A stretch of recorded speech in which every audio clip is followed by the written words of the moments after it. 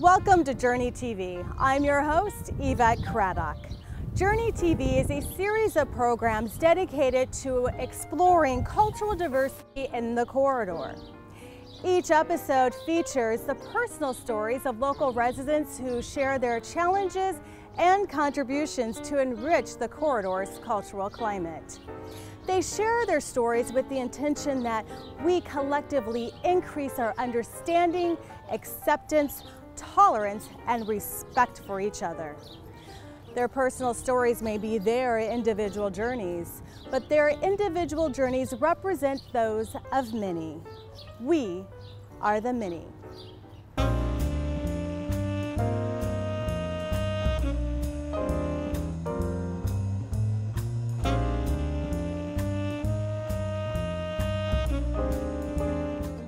She's the type of girl that immediately catches your eye and quickly thereafter captures your heart. Her vivacious spirit, captivating smile, and personable warmth greet everyone she meets. As the youngest of 3 siblings, her 2 older brothers protected her like a hawk, and her parents made sure that she remained their little girl for as long as possible. Her creativity has guided her. Her thirst for life drives her. Cedar Rapids is her home. As a grown woman, she is doing her part to make her home everyone's home. I lived in Cedar Rapids my whole life. My childhood was fun. My brothers dragged me across the carpet on my back and like get the rug burns and, you know, like just typical brothers. What kind of things would you do with your friends growing up? We would always change our shoes, so like everyone would wear everyone else's shoes. Like one foot had like your shoe and then the other one was someone else's shoe, and like you would just, we thought we were so cool, and like we would, you know, collect chapsticks together and like, oh my god, I got this flavor, and like, it was just, we were just crazy, I guess. It didn't seem like I had a care in the world. Most people can relate to Reema Ajram-Salem's childhood filled with typical sibling antics, silly games with friends, and not having a care in the world. Really, normal childhood stuff, up to a point. We're not allowed to date in our religion. It's against our religion. But yeah, like, I mean, even if guys were to talk to me at school, they'd be like, who's that? Who are you talking to? What are you doing? Or like, even when I got married, my brothers still have a problem with me being married, in a sense. Really? Yeah. Oh, they're really protective. You're their little sister. Especially one in particular. How was that growing up when you couldn't date? Did you feel pressure, or were people understanding and respectful of your religious beliefs? I felt like people didn't really understand. Like, they thought I was just like this weird girl who didn't belong. Like, I didn't fit in because everyone else was dating and like going to parties and like having fun with friends after school. Like, I come home after school. You know, like, my parents were very strict on, you know, you're not allowed to sleep at anyone else's house because it's not appropriate for a girl to sleep out of the house until she's married, you know, like in her own home. Okay. And so like people, like I didn't go to parties, and so people just thought I was just so, even like more than a nerd, I guess you can say. Like, why is she always home? Like, why doesn't she ever go out? Why doesn't she ever drink? Why doesn't she ever do any of that stuff? But they never understood completely why. And so I was always the outcast compared to everyone. Like, I just never fit into that category with anybody. How did that make you feel? It hurt. It hurt because I didn't feel like they wanted to understand. They didn't want to learn why I couldn't do certain things. Sure. And then I was so tired of like them asking, like, oh, this boy asked you out, why didn't you go out with him? Or why didn't you go to the prom? Or like, why didn't you? I was like, by the end I was like, why? Like, seriously? Ah, did I mention the obvious? Reema is Muslim. She chooses to wear the traditional headscarf or hijab. She has spent her life working to better understand others, despite others intentionally not really exerting any desire or effort to understand her as a person, and more specifically, a Muslim woman. The one part of her story that most can sadly understand is what it feels like to be ostracized, marked as an outsider, for any reason, and in her case, most poignantly for her religious and cultural beliefs. Did those experiences bring you to the point where you are now, from the standpoint of being outspoken and educating people about your religious beliefs and your culture? I think so. Like, I mean, I got involved with the 9/11 memorial last year, but even before then, I really wanted to inspire anchoring, being in broadcast journalism, and I really wanted to get Islam on a good foot. Islam is not a bad religion. There's bad people in every religion. That was really my dream. I really wanted to help people understand what Islam really is. And so then I finally got the chance to at the 9/11 memorial. From the reactions that I got, that I figured like this is kind of what I want to do. Be able to explain to people where I came from, growing up as a Muslim girl, like not covering my head at the beginning, and then after marriage, like covering my head, and then kind of like realizing the hatred that I'm feeling more so, like after I wore the headscarf. What was the defining moment for you? What was your point where you noticed a major shift? Right after 9/11 happened, I was in 6th grade, and like people just started being so rude to me, and like they just started calling me like a terrorist, and I don't belong here, and like they, you know, like they kept saying like, oh, there's probably something like you're hiding in your like pockets of your jeans or something, like you're probably holding guns, like where are your guns, Reema, and like all that stuff. I'm like, okay. Now, are these people you've known and went to school with all these years? Yep. And so like it was different for me. Like it just hurt. Her hurt is still real. I lost friends. Like one girl, she saw me wearing the headscarf, like, you know, right after I wore it, and she's like, why are you wearing that? I'm like, oh, because of my religion, and I wanted to. And then she stopped talking to me. It's called a hijab. I feel like they're threatened by me wearing it, in a sense. I started wearing it 3 weeks after I got married, actually. Which was? September 20th, 2010. So I started wearing it October 12th of that year, of 2010. Fear is as contagious as an airborne disease that needs to be mitigated. Imagine going through life as a well-liked child and then one day waking up to people you know and have known your entire life making false, hateful accusations against you. She has worked to heal her pain and emerge stronger, and as an outspoken leader. As any true leader, her strength is in her core. Her attitude is her asset. She has weathered the insensitive behavior of others midpoint through her childhood through today. As an adult, she retains her playful essence with newfound wisdom and maturity. Her family has faithfully stood by her side the entire way. We all work, and when we come home, we all see each other and have a good time with the kids and everybody.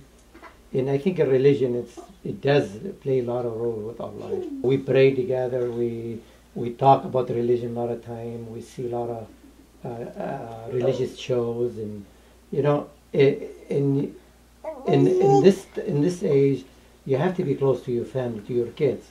And you have to explain to them about life, about, you know, what's going on outside. And if they have any problem, you know, you have to help them to take care of it, instead leave them by themselves and see what happened later, you know. The first mosque in North America is in Cedar Rapids, Iowa. Mother Mosque. Yes, called, yes. Right? And there's thousands now of mosques in the U.S. When I came in 1980 to this country, it was like life was easier for some reason. And there is not too much prejudice, you know, against Muslim or any other religion. But 9/11 evoked those problems that we are facing right now. We are just people like anybody else. Yes. We are no different. We believe in the same God. We love life. We love our children. We just want to have successful businesses. That's all what we want. You know, just like anybody else. We want to be happy. We want to live peaceful. If you go in the communities, there's no issues. It's the 1% ignorant people that we have. So I think it helps. So I have neighbors, for example, and we're good friends with them and teaching them. I had a really good neighbor that I was a good friend with, and she moved away to a small town, and I think in a small town they need to be educated. And so I was good to her. Hopefully she'll pass on the message. We're not getting a lot of help from the media, you know. Maybe sometime, you know, we try to work harder, but the media sometimes they come and, you know, and be a little bit hard on us. This we should show it, you know, if we're doing something, helping a community in a tragedy like like the flood here in Sidi Rawis. Yes. We had most of the community, they were going from home to home to helping other people to clean their houses. But we don't show ourselves like we are the Muslim community doing that. We have to start actually with our leaders. Imams, rabbis, ministers, professors, governments, anybody, that we have to start educating them to educate the people around them. If they teach their group, if on Sunday they tell them we are equal and everybody should be equal, doesn't matter who they are. I'm not talking about only Muslims. Yes. Because there is a lot of prejudice against a lot of different people. Yes. We'll be okay. Every once in a while you get an ignorant somebody, you know, but he's not doing it on hate, you know. It's just he say something or in ignorance, and it doesn't hurt us. We say I feel sorry for him, you know. I'm very proud of her because how the community, you know, they treating her now, and everybody's supporting her. All the Christian community and Jewish community and a lot of Indian, a lot of people, they love her because the way who she is, and they I'm really proud to be her father. It is obvious that the Ajram family is a close-knit one. In order to work on achieving similarly positive experiences for everyone, education, communication, and proactive solutions are part of the answer. In the case of faith-based confusion or misunderstandings, the need for increased community education is a theme that Reema's family believes in, as well as the local Muslim leadership.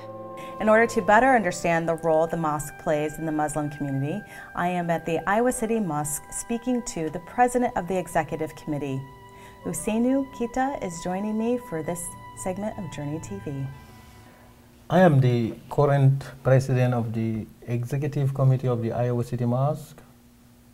I'm the head of the education committee.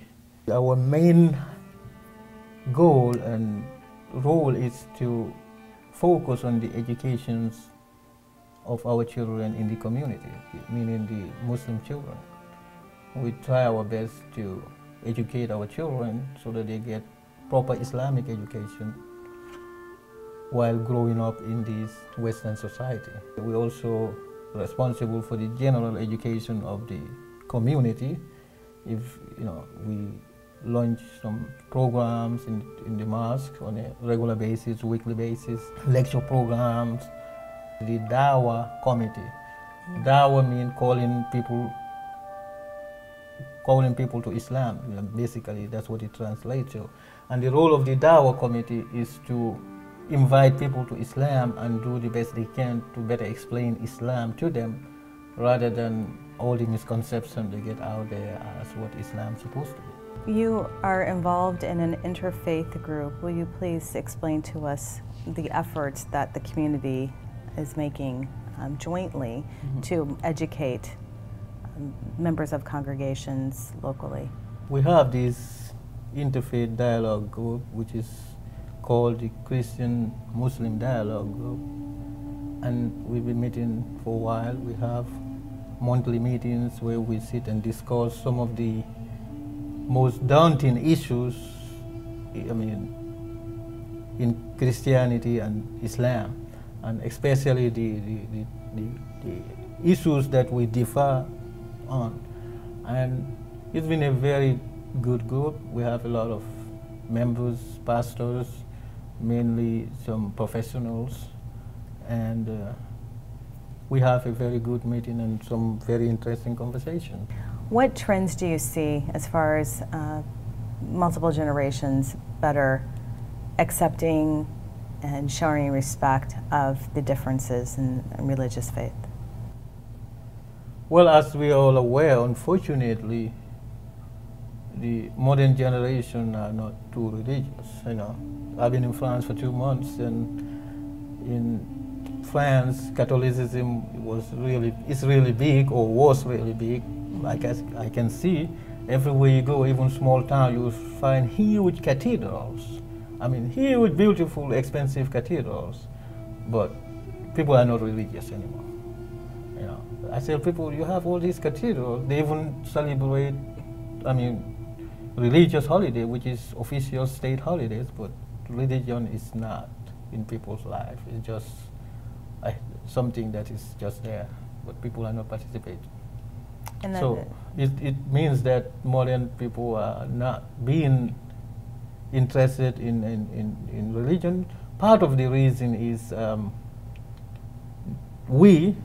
I'll mention myself as religious leaders or who have responsibilities, we're not doing as well as we're supposed to do to involve the younger generation.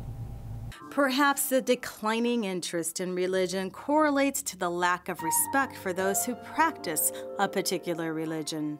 The answers are not clear or easy, but they all lead to continuing dialogue and education. It's important to understand the female side of the Islamic faith. And with me right now is Fatima Mohammed, who is here to share her experience as a Muslim woman in Eastern Iowa. You have a fascinating story, one that I think people could relate to. Would you please give us a background of where you grew up? Well, I'm a country girl from Kansas. I grew up on the farm, riding, roping. I came to Islam 11 years ago, but it was a long journey. I first became interested when I was 13. And there's just something about it stuck with me as a girl. And of course, I went on, did my life like the typical American girl, and had my life, had my children.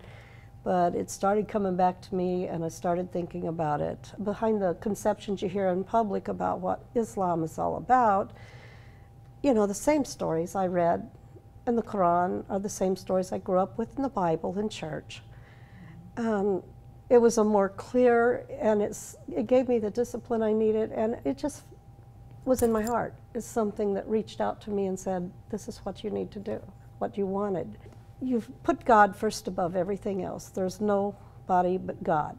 And He's the same name. If you go to the Middle East, you go into a Christian church, they're going to say Allah, because that's the Arabic word for God. And that word existed before the English language was created. It's just a misconception. People think, oh, it's a different God. It's not. It's the one God. The rights of women, even though women are reputed to be so oppressed, and there are countries where it is, but that is definitely not the religion. That is the culture.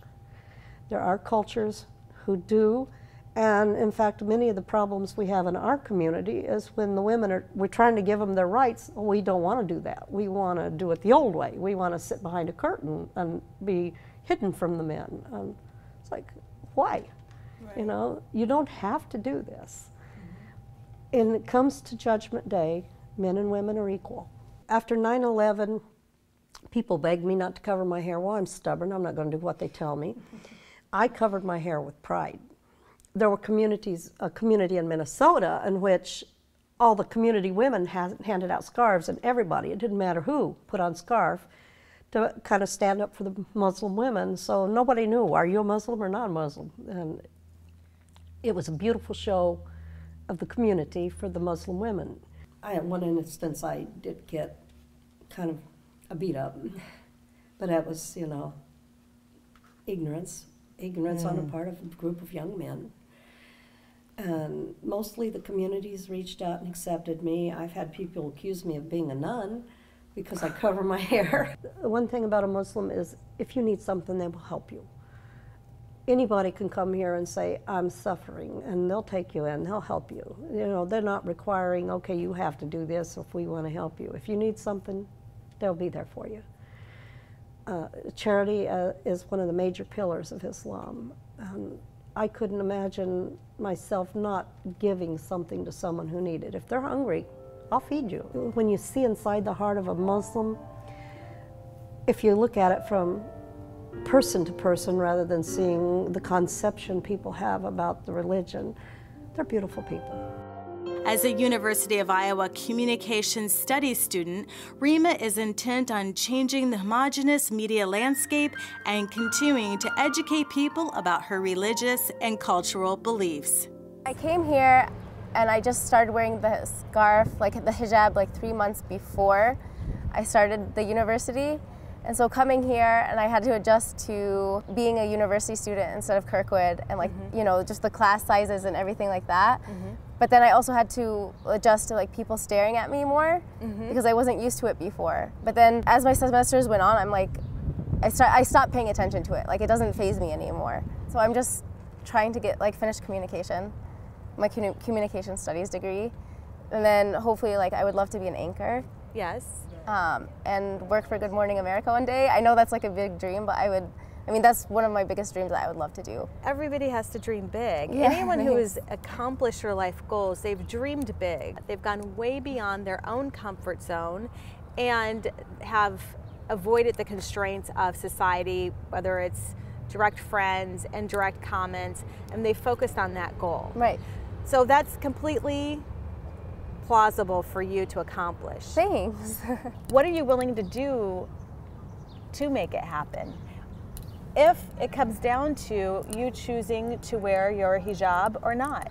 I will wear it. Like, my religion comes first. Even if I don't get the job that I love, I mean, I'm understanding that that's going to happen. You know, I'm not stupid by it because I know that a lot of people are very close-minded when it comes to Islam, and people are afraid. And so like I would understand like if they weren't ready to like have a Muslim anchor or whatever, but that's okay. I'll try again. I'll try until like I succeed in the place and like they accept me for who I am, and I don't have to change myself to fit people's needs. I do understand that. So you will stand with conviction behind your decisions and make it happen regardless. But your religion does come first. Right. I'll just work like harder than people expect of me. You know what I mean? I'll work harder than that, and I'll try to work beyond that to get like where I want to be. Do you have a plan of action for how you can help those in the TV industry become more accepting of not only you but others who are different? I wanted to go into the news to like portray being different is okay, you know, like portraying that racism is not okay.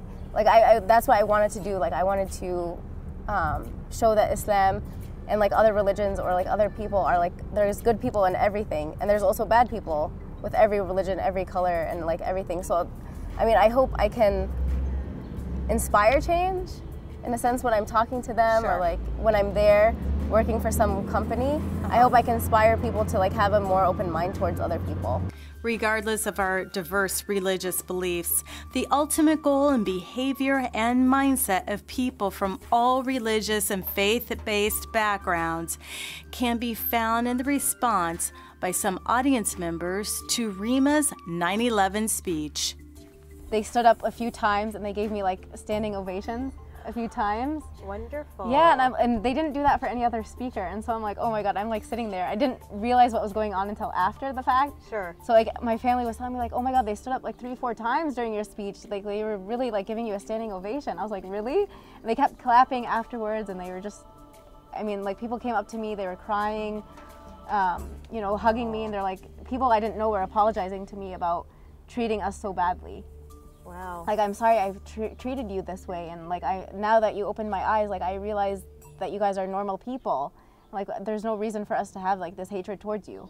Although we may not agree on the same way to worship God, by whatever name we choose to bestow upon Him, we can all work together to walk the same spiritual path lined with respect, acceptance, tolerance, and peace as a united group in the human experience.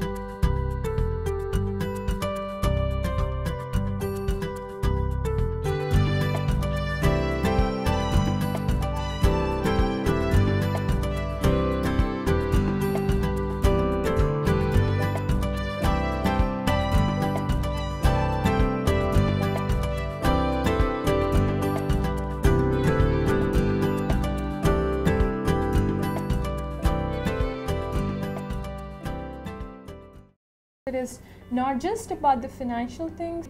It is more than that. It is about what Cedar Rapids is offering me, what Iowa provides me. Relocation was specifically for the position. I wanted to be in Iowa. Their reasons for moving to the corridor vary, but every day their numbers are increasing. Who are they? They are the millennials and our future. The corridor's ability to attract, recruit, and retain them is paramount to stopping the brain drain. Put yourself in the other person's shoes. Going that extra mile. I don't have any children, they all have children, so trying to find someone who doesn't have children to hang out with. You know, I don't have any kids, so that part of it as well too can be challenging to hang out with somebody, because I have a lot more free time than they may have as well too. I think there are a few things being done about this, but letting people know about those opportunities, I think, is something that the corridor could work on. We've been born, we don't know the peace. Only the peace maybe when we are here. Esai Toinger and his wife Bridget are originally from Chad, Africa. The country of Chad has been a bloody battleground for decades. Although its bloodshed and revolt is akin to Rwanda, very little is publicized about the Chad civil wars. The war started in the north of Chad because it was people of the north that went to the rebellion, and it took some years from 1965 until 1982 before, even before that, there was peace agreement that they came out, and then they prepared themselves, and the war started in Jamena. That is where it affected all the areas. And then in 1982, the war reached our area. We were from south. And it was, I don't know if you heard about Black September, but if in Chad they talk about Black September, that is a horrific moment. Many prayers, churches, many people have been killed. They burned them alive, and it was a bad moment. Esai and Bridget's sadness is palpable. The scars of repeated personal loss from the war are still etched on their hearts. They use us to fight others, and it was a hard moment, but I was blessed that I escaped, and through the way that I escaped, I don't know, but it's God that helped me through those hard moments. I had 15 naira, which would be maybe 2 or 3 cents USA. That was the only money that I had.